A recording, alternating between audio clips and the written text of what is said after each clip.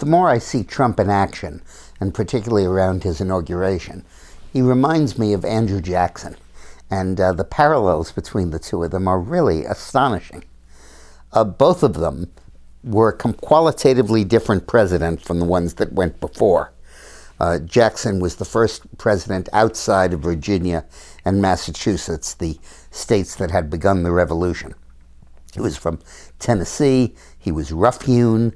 He was not a polished man of universities, and he was seen as a ruffian, a heathen.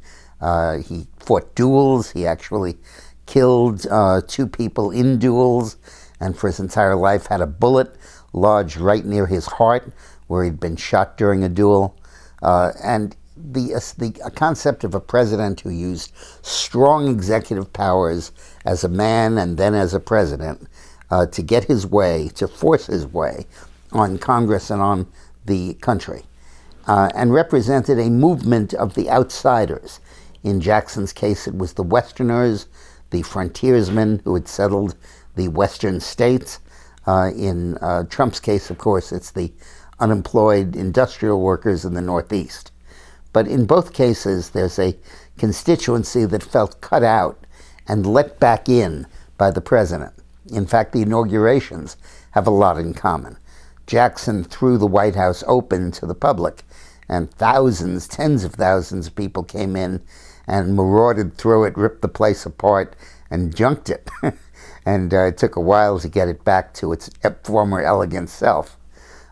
Trump's inauguration didn't do that, but it did let into Washington an entire group of people who have been shut out before, who were considered boorish and unmannerly and deplorables, if you will, by the other party.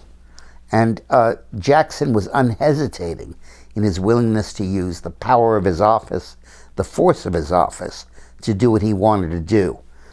When the issue came up about rechartering the Bank of the United States, he tried to get Congress to do it, and then he unilaterally pulled Americans' government's money out of the bank and did all kinds of actions to force the bank to die, and ultimately killed it after he was reelected on that basis. Trump is going right ahead, implementing his program, taking advantage of his majority and moving very quickly and very affirmatively. There's a quality of taking charge and of aggressive action and of lack of concern about consequences that I think animated both men in a very positive way. Thanks for watching.